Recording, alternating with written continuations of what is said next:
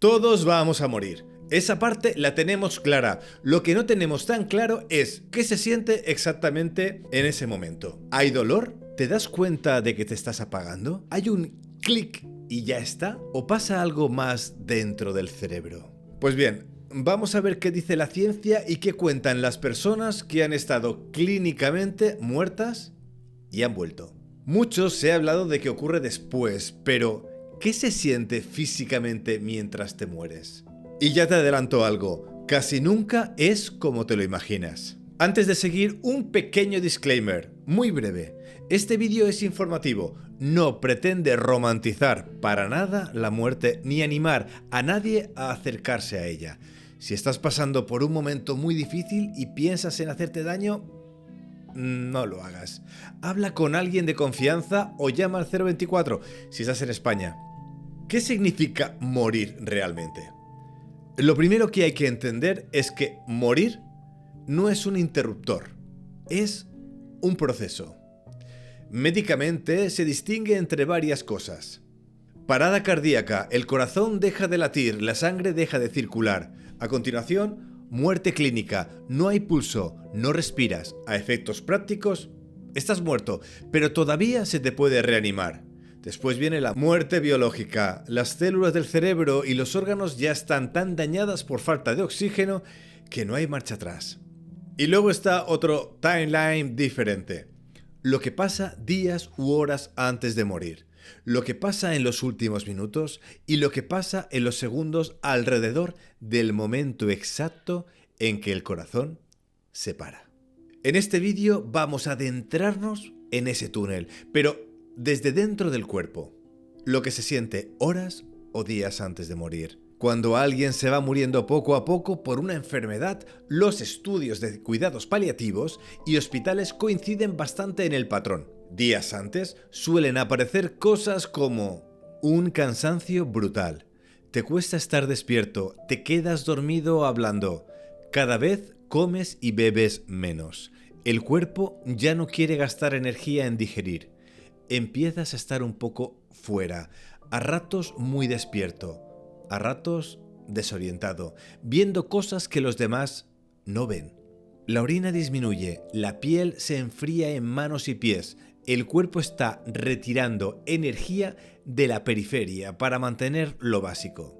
Desde dentro, lo que la gente describe cuando aún puede contarlo es algo como: estoy muy cansado, quiero dormir, no tengo ganas de nada. Me cuesta pensar claro. No es una lucha épica de película, no. Es más bien una sensación de ir soltando cosas. Y ojo a esto, en muchos estudios se ve que, bien tratados con medicación y cuidados, la mayoría de pacientes no refieren dolor insoportable en esa fase, sino más bien incomodidad, falta de aire, confusión, pero el dolor suele poder controlarse bastante bien. Los últimos minutos, cuando el cuerpo se apaga. Nos acercamos al momento crítico. En las últimas horas o minutos, el cuerpo entra en modo cierre. La presión arterial se hunde, el corazón late raro, a veces rápido, a veces lento.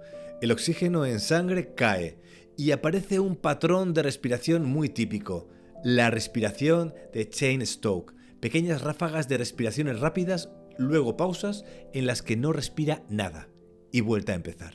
Desde fuera, para la familia puede ser muy impactante. Parece que la persona se ahoga, luego parece que se para, luego vuelve a respirar. Desde dentro, lo que describen quienes han pasado por algo así es sensación de opresión en el pecho, falta de aire, mareo, nubes en la cabeza y después una especie de desconexión, como si te fueras quedando muy dormido muy rápido. Otra cosa muy típica es el estertor de la muerte, ese ruido húmedo al respirar porque ya no tragas bien la saliva y se acumula. Suena terrible, la verdad, pero la persona en la mayoría de los casos ya está muy poco consciente. Es más angustioso para quien lo escuchan que para quien lo está produciendo. Aquí hay un dato importante. Los estudios con pacientes terminales muestran que en las últimas 24-48 horas, muchos ya están en un nivel de conciencia muy bajo, casi como en un sueño profundo. El mal rato fuerte suele venir antes, no tanto en el minuto exacto de la muerte. ¿Qué pasa con los sentidos? Lo último que sentimos. Vale, ¿y los sentidos qué se apaga primero y qué se apaga después? La mejor evidencia que tenemos apunta a que la vista se emborrona y se apaga pronto. El mundo se vuelve más oscuro, más borroso, cuesta enfocar. El olfato y el gusto prácticamente desaparecen. Y además, casi no comes ni bebes. La sensación de tu propio cuerpo cambia, te notas pesado, como si no pudieras mover las extremidades o te quedaras anclado a la cama. Y el oído se mantiene sorprendentemente más tiempo que el resto de los sentidos. Estudios con pacientes en hospicio, monitorizados con electroencefalogramas mientras estaban ya inconscientes y a punto de morir, muestran que el cerebro sigue respondiendo a sonidos y cambios en patrones auditivos incluso cuando la persona ya no reacciona externamente. Pero, ¿qué significa eso? Que puede que no puedas abrir los ojos ni apretar la mano, pero sigues oyendo voces y tu cerebro las procesa de alguna forma, aunque estés a un paso del más allá. Por eso en paliativos se insiste tanto en seguir hablándole a la persona, decirle su nombre, explicarle qué está pasando, despedirse, darle amor, porque lo más probable es que algo de todo eso le esté llegando. Dentro del cerebro, el fogonazo final. Ahora vamos al epicentro, el cerebro en el momento exacto en el que todo se apaga. Cuando el corazón se para, la teoría clásica decía, el cerebro se queda sin oxígeno y se apaga. Fin de la película. Pero en los últimos años, estudios con ratas y con algunos humanos conectados a electroencefalogramas, cuando murieron, han encontrado algo bastante inquietante. Justo después de la parada cardíaca hay un pico muy intenso de actividad cerebral, de alta frecuencia, las llamadas ondas gamma, que son las que vemos cuando estamos despiertos, atentos o soñando vívidamente. Esa especie de hiperactividad coordinada dura apenas segundos, a veces medio minuto, y luego, sí, el cerebro queda plano. ¿Qué se siente ahí dentro? Pues la verdad es que nadie lo sabe con certeza, pero por cómo funcionan esas ondas en otras situaciones, en sueños, experiencias muy vívidas, estados alterados de conciencia, muchos investigadores creen que podría corresponderse con una explosión final de experiencia consciente, un último todo a la vez, antes del apagón final. Otros dicen que puede ser simplemente el caos eléctrico de un cerebro muriendo. Pero la idea importante es esta. No pasas de estar perfectamente consciente a nada en un frame. Hay muchos segundos, tal vez medio minuto, donde el cerebro está haciendo algo muy intenso, aunque desde fuera ya parezcas muerto. ¿Qué cuentan los que murieron y volvieron? Vale, eso es teoría, pero ¿qué dicen las personas que han pasado por una muerte clínica y han sido reanimadas? Hay varios estudios bastante serios con pacientes de parada cardíaca en hospitales. A algunos les entrevistaron después de resucitarlos, sin decirles qué debían sentir ni nada parecido.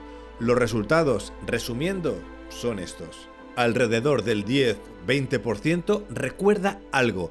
La mayoría no recuerda nada. Un momento estás, al siguiente te falta un trozo y te despiertas en el hospital. Entre quienes sí recuerdan algo, las experiencias se parecen muchísimo entre sí, aunque no se conocieran de nada. Pero, ¿qué describen? Mucha gente habla de salir de su cuerpo y ver la escena desde arriba, ver a los médicos sobre su pecho, escuchar frases concretas que luego se han podido comprobar. Otros hablan de una sensación brutal de paz. Nada de dolor, nada de miedo, solo calma. Es frecuente la sensación de túnel o de moverse a través de un espacio oscuro hacia la luz. Aparecen encuentros con personas queridas fallecidas o con seres de luz y una especie de revisión rápida de tu vida, como si vieras momentos importantes a toda velocidad. Físicamente, casi ninguno describe dolor en ese momento, y el dolor suele estar antes, el infarto, el accidente o lo que te haya llevado a ese momento. En el tramo en el que el corazón ya se ha parado y estás clínicamente muerto, lo más repetido es: no me dolía nada, no tenía miedo, no quería volver. Luego se mezclan los relatos espirituales, religiosos, etc., Pero si nos quedamos con la parte sensorial, el patrón curioso es ese: mucha paz, mucha claridad y nada de dolor, por lo menos en los que recuerdan algo. ¿Es real o es un truco del cerebro? Aquí es donde la cosa se complica. Hay dos formas de leer todo esto. Una, lectura materialista. El cerebro se queda sin oxígeno, se desinhibe en circuitos, se sueltan un montón de sustancias, endorfinas, dopaminas, etc. Eso produce alucinaciones muy ordenadas. Túnel, luz, vida en flashback, paz. Es un último truco del cerebro para amortiguar el impacto de la muerte. 2. Lectura no materialista. Si el cerebro está ya prácticamente parado, ¿cómo es posible que haya recuerdos tan vívidos y coherentes, a veces con detalles verificables de lo que está pasando en la propia habitación? Quizá la conciencia no depende del cerebro como pensamos, y estas experiencias sean un vistazo a algo más. A día de hoy, la ciencia no tiene una respuesta definitiva. Hay datos para apoyar las dos lecturas y mucha discusión. Lo que sí parece claro es esto: para muchas personas el tramo de la muerte clínica no se vive como algo horroroso, sino todo lo contrario. En la práctica, la parte de la muerte que más duele suele ser la antesala, la enfermedad, el traumatismo, el miedo o la angustia de me estoy muriendo. El momento exacto en el que cruzas la frontera, tal y como lo describen quienes han estado al borde, es más un fundido a negro suave que una escena de terror. En resumen, ¿qué se siente al morir? Entonces, si tuviera que resumirte qué se siente al morir con toda la cautela del mundo, sería algo así. Días antes, si es una muerte lenta, mucho cansancio, falta de ganas de comer, de hablar, la mente se va metiendo hacia adentro. Horas antes, cada vez más sueño, confusión, momentos de lucidez mezclados con momentos raros. La respiración cambia y a veces se oye ese ronquido húmedo. Minutos antes, sensación de falta de aire, opresión, mareo, pero en muchísimos casos ya estás medio inconsciente o sedado, así que el cerebro probablemente lo vive como un sueño raro más que una tortura. En el momento en el que el corazón se para, hay muy buenas razones para pensar que el cerebro entra en un estado muy intenso, muy corto, donde puede que vivas algo parecido a un sueño lúcido. Luz, túnel, desprenderte del cuerpo, o puede que no recuerdes absolutamente nada. Y lo último que probablemente se mantiene es el oído. Oyes voces, notas una mano que te coge, aunque tal vez no puedas responder. No podemos decir, morir no duele nunca, sería mentir, pero tampoco es verdad esa imagen de sufrimiento terrible hasta el último segundo, en todos los casos al menos. Lo que nos dicen los datos es que para mucha gente el momento de cruzar la línea es más suave de lo que imaginamos. Y eso, al menos, es una información que puede aliviar un poco ese miedo. ¿Y si no fuera solo un final? Hasta aquí la parte más médica y más fría de la historia, pero hay algo que la ciencia todavía no sabe explicar del todo.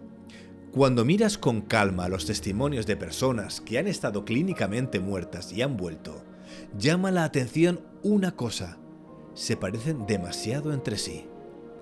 Gente de culturas distintas, edades distintas, creencias distintas y, sin embargo, repiten los mismos patrones. Sensación de salir del cuerpo, ver la escena desde arriba con detalles muy concretos, notar una paz enorme, casi imposible de describir, sentir que alguien les acompaña y a veces reencontrarse con personas que ya habían muerto. ¿Es solo un truco del cerebro o es un atisbo de que hay algo al otro lado de este corte de luz? Pues desgraciadamente no tenemos la respuesta definitiva, pero sí tenemos un dato curioso. Para mucha de esa gente, la experiencia de estar muerto no fue oscuridad ni terror, ni soledad absoluta. Fue alivio. Fue soltar el dolor. Fue una sensación muy clara de no estoy solo. Y esto no se acaba aquí. Así que, si unimos todo, por un lado, el cuerpo, Poco a poco hace un aterrizaje suave, se apaga la energía, se apagan los sentidos y el momento exacto de la muerte muchas veces no se vive como una tortura consciente. Y por otro lado tenemos esas experiencias que apuntan, aunque sea de forma tímida, que la muerte puede ser también un salto de este lado del espejo al otro. Un lugar o un estado donde el dolor físico ya no manda, el miedo se afloja y donde tal vez nos esperan caras conocidas o algo que todavía no tenemos palabras para describir. Pero no tomes esto como una invitación a buscar la muerte, ni una salida fácil a los problemas. La vida es aquí, ahora, y merece que la cuidemos hasta el último minuto. Pero sí es una idea potente con la que me gustaría dejarte. Puede que morir no sea caer en un pozo oscuro, sino atravesar una puerta, y al otro lado de esa puerta tal vez no haya solo silencio, sino un tipo de paz que de momento solo podemos intuir. Y hasta que nos toque cruzarla, nos queda lo más importante, vivir sabiendo que ese final, cuando llegue de forma natural, probablemente será menos terrible de lo que imaginamos. Y quizá, solo quizá, sea el principio de otra cosa. Gracias por haber llegado hasta aquí. Y recuerda que, sin misterio, no hay historia. Hasta luego.